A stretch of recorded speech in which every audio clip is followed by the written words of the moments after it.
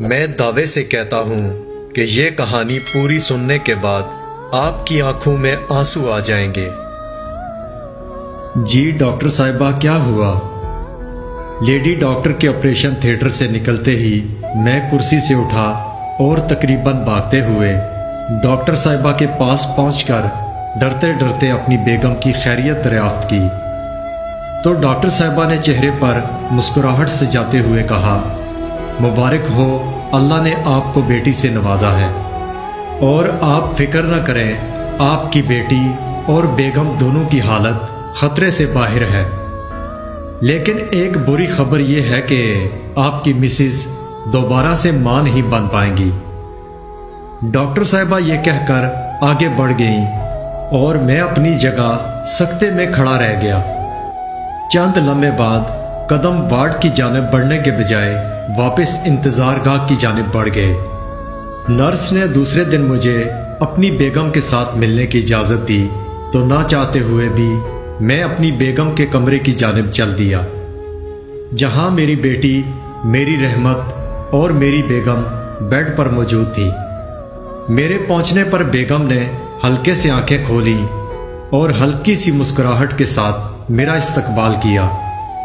میں نے بھی جواباً مسکراہٹ چہرے پر سجا دی جس میں کوئی خلوص شامل نہ تھا۔ مزید 1-2 دن بعد میری بیوی کی طبیعت سنبھلنے پر گھر شفٹ ہو گئی۔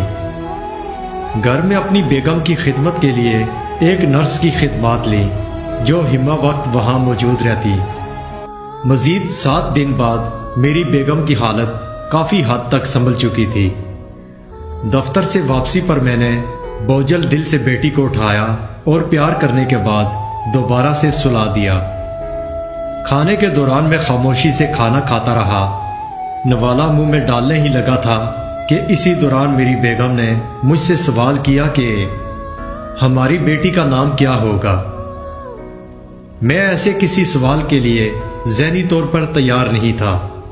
میں نے نوالا منہ میں رکھا اور سر اٹھا کر کہا، ہاں نام کیا ہوگا، اور پھر سوچتے ہوئے جواب دیا کہ جیسے آپ کو مناسب لگے۔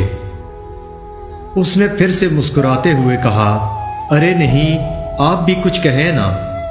میں نے تھوڑی دیر خاموش ہونے کے بعد کہا کہ چلیں حنا رکھ لیں۔ اس نے کچھ اس انداز سے میری ہاں میں ہاں ملا دی جیسے وہ مجھ سے متفق نہ ہو۔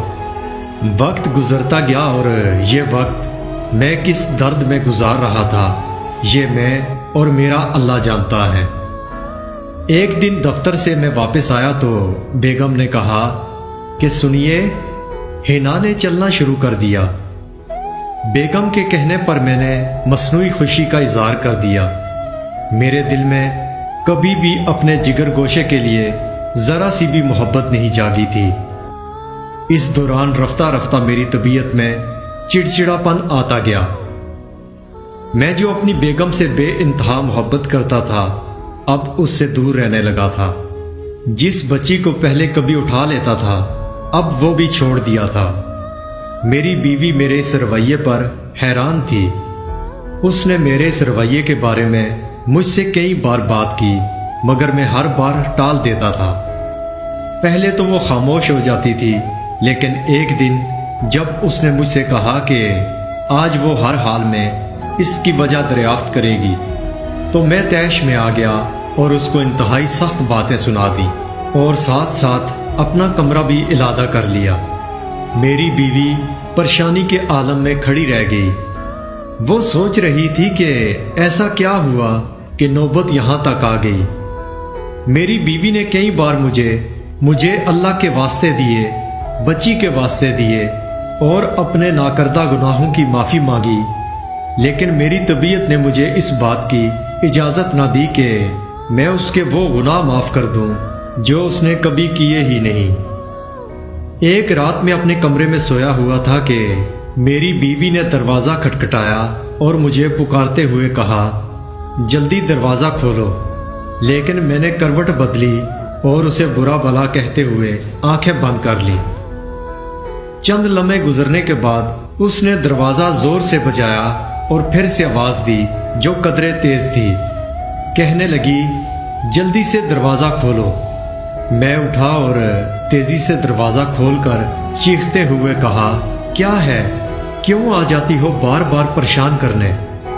मेरी बीवी कहने लगी, हिना की तबीयत बहुत बिगड़ गई है, खुदा के लिए इसे किसी डॉक्टर के पास ले जाओ। उसने रोती हुई आंखों के साथ हाथ जोड़ते हुए कहा तो मैंने पलटते हुए जवाब दिया, सुबह ले जाऊंगा, दोबारा मुझे परेशान न करना, और दरवाज़ा बंद करके वापस बिस्तर पर लेट गया।